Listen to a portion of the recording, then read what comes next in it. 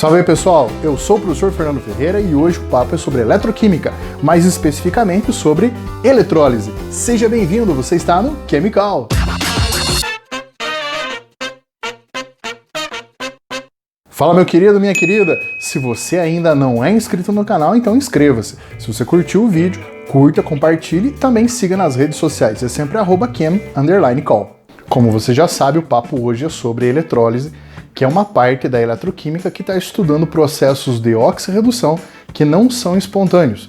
De que maneira isso acontece? Então você vai pegar lá uma substância, seja ela na forma pura ou ainda em solução aquosa, e vai passar corrente elétrica com a intenção de fazer a decomposição ou ainda a obtenção de novas substâncias, ou ainda a própria purificação de uma determinada substância na solução, ou ainda ela na forma derretida, na forma fundida.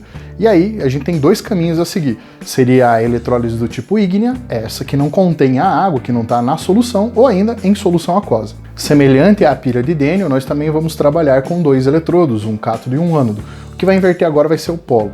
Lá na pilha do Daniell, nós temos células separadas, semicélulas diferentes, uma da oxidação e outra da redução. E agora a gente vai usar uma cuba eletrolítica, que seria um recipiente contendo os dois eletrodos, para que a gente possa fazer a decomposição desse material. Então você vai pegar a energia elétrica e transformar em energia química, essa é a conversão.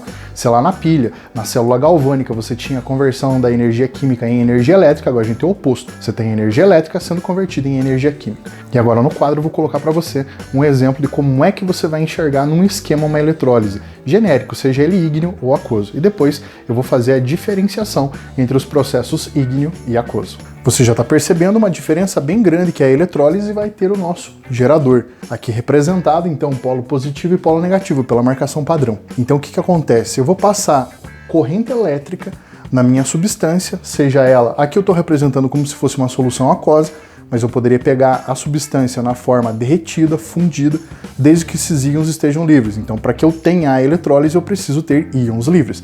Eu coloquei numa célula, essa célula chamada de eletrolítica, com os dois eletrodos, inertes ou não.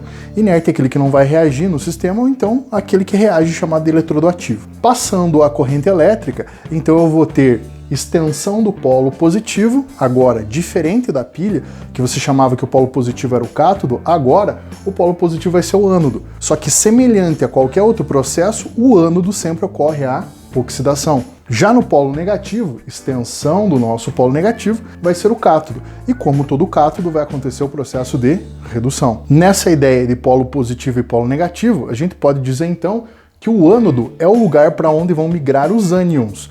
E o ânion, por ter excesso de elétrons, vai sofrer a oxidação, perdendo os elétrons e formando uma substância simples, por exemplo. Então, no polo negativo, que é o cátodo, vai ser o lugar onde vão se acumular os cátions. Ele vai atrair o cátion.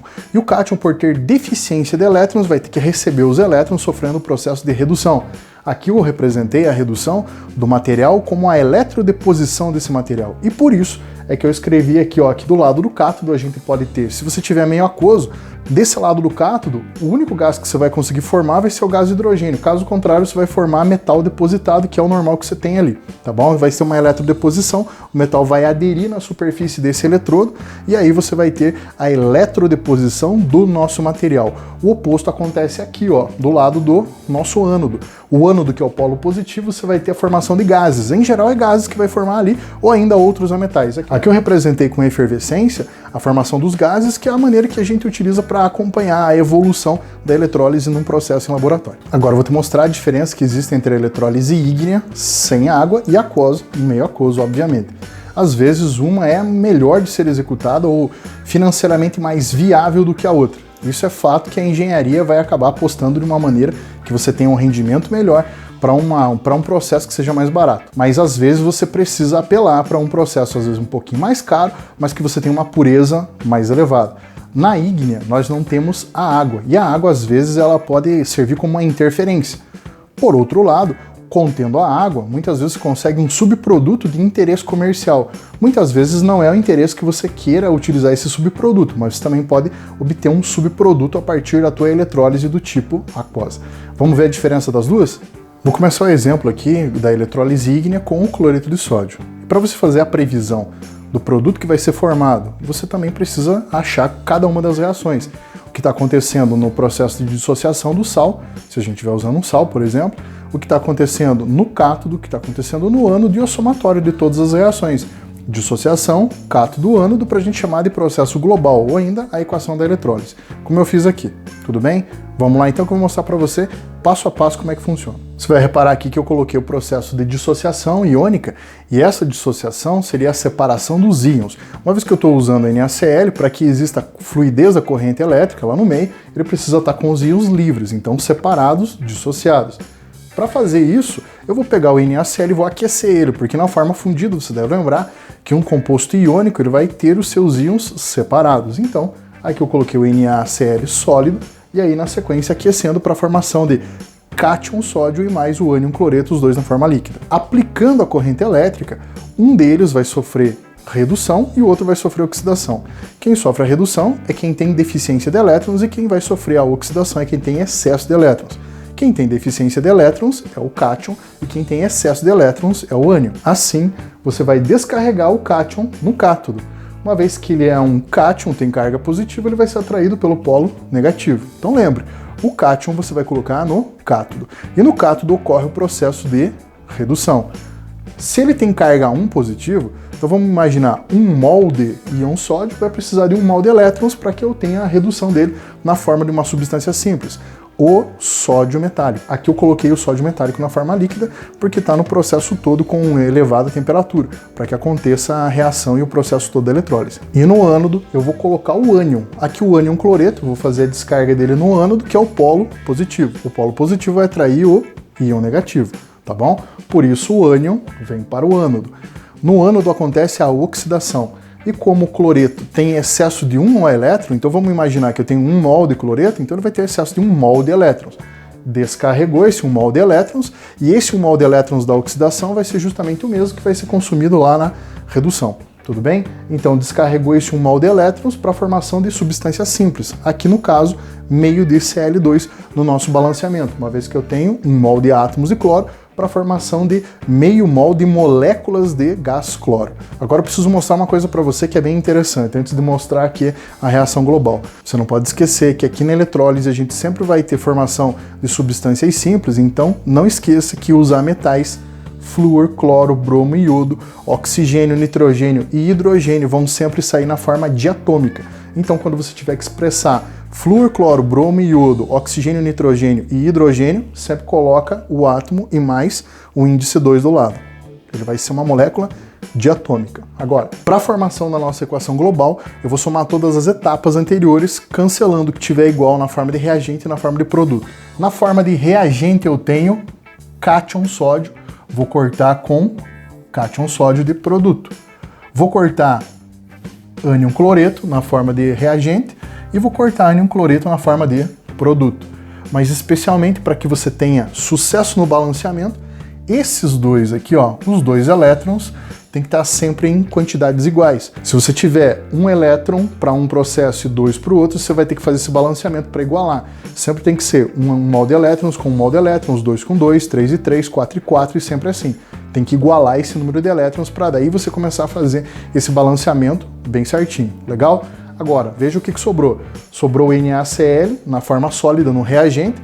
Depois que eu passei eletricidade e ainda assim o aquecimento, vai ter a formação do sódio metálico e mais meio de Cl2 gasoso. Então a nossa reação global está expressa aqui. Você vai me dizer bem assim agora, professor, mas não era bem mais fácil eu falar que o NaCl vai se transformar em sódio e cloro uma vez que eu vou fazer a decomposição?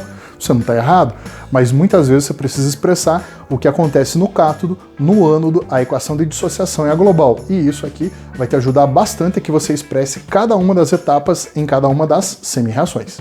Vamos lá agora conhecer como é que funciona o exemplo para a eletrólise aquosa. Eu vou usar o mesmo NaCl, só que agora vai dar um pouquinho de diferença, porque a água vai causar uma interferência no sistema. Para a eletrólise aquosa, eu vou utilizar o mesmo exemplo, NaCl, mas a gente vai também ter a água no meio. Por isso eu coloquei a equação de dissociação referente ao sal, o NaCl agora aquoso, e no meio aquoso separado na forma de cátion sódio e mais o ânion cloreto. Por outro lado, eu também tenho a água. E a água sofre autoionização. Então, a água líquida aqui vai estar expressa, ionizada, é claro, né, na forma de H+, e OH-. Só que nós temos um problema. No cátodo vai descarregar um dos cátions. Qual deles? eu tenho o sódio e tenho mais o hidrogênio.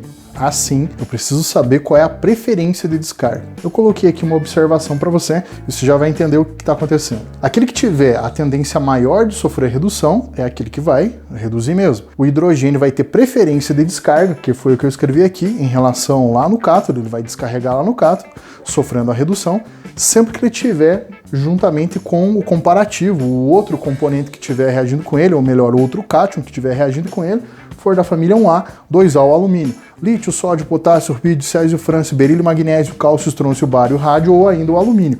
1A, 2A ou ainda o alumínio. Entre esses dois cátions, o sódio e o hidrogênio, quem vai ter a preferência de descarga vai ser o hidrogênio. Vamos colocar a reação e daí vamos analisar também o que vai acontecer lá no ânodo. Agora eu já fiz a descarga do hidrogênio, que ele tem a preferência em relação ao sódio, quando a gente está comparando o hidrogênio para descarga lá no cátodo, tudo bem? Então o hidrogênio vai receber o elétron e vai formar lá o gás hidrogênio já reduzido.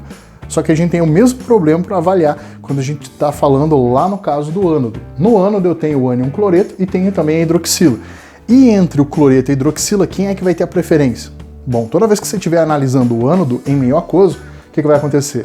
A hidroxila vai ser aquela espécie que vai ter a preferência de sofrer a oxidação em relação a fluoreto e ânions oxigenados, como por exemplo o sulfato, o carbonato, o fosfato e assim por diante. Só que aqui nós estamos comparando a hidroxila com o cloreto. E o cloreto não é um ânion oxigenado e muito menos o flúor. Assim, quem tem a preferência de descarga vai ser o cloreto. Agora eu vou fazer a descarga do cloreto e na sequência eu vou colocar a reação global. Agora eu já fiz a descarga aqui do ânion cloreto no nosso ânodo. Então o ânion vai para o ânodo, a preferência do cloreto em relação à hidroxila. E aqui ele está sofrendo a oxidação, perdendo elétrons para a formação de meio de Cl2. Bom, está balanceada a reação, uma vez que eu coloquei as duas proporções ali iguais de elétron da oxidação e da redução, tanto para cátodo quanto para ânodo, beleza? Agora o que eu vou fazer? Para montar essa reação global, eu fiz o mesmo esquema da anterior, como eu tinha feito lá na eletrólise ígnea. Na eletrólise ígnea eu somei cada uma das reações, dissociação cátodo-ânodo para a formação da global. Aqui apenas eu vou incluir também a equação da água. Assim, se a gente for comparando cada uma das etapas, você vai perceber que eu tenho cátion e hidrogênio na forma de reagente e cátion e hidrogênio na forma de produto. Ânion cloreto na forma de reagente e também na forma de produto. Obviamente é muito importante que você também faça o cancelamento dos elétrons da redução e da oxidação. Mas tem mais alguma coisa que eu posso cancelar de um lado do outro? Na verdade não. Se você reparar, eu tenho NaCl aquoso, que eu repeti aqui, eu também vou ter a água líquida, que eu repeti aqui. Na formação do cátodo eu tenho o gás hidrogênio, Eu também tenho no ânodo a formação de meio de Cl2, mas você vai me perguntar, da onde é que veio esse NaOH? Como não descarregou no cátodo o cátion sódio e também não descarregou a hidroxila no ânodo, fica livre no meio. Uma vez que eu tenho livre no meio Na+ e OH-, você também tem o NaOH, você pode considerar como sendo a soda cáustica. Ah, que bacana! Então quer dizer que isso daí é um produto também? Sim, mas a gente vai chamar esses dois aqui, ó, de produtos principais, tá bom? Então vou colocar aqui, ó, produtos principais. Enquanto o NaOH seria o produto secundário, que é aquele que vai se formar em solução.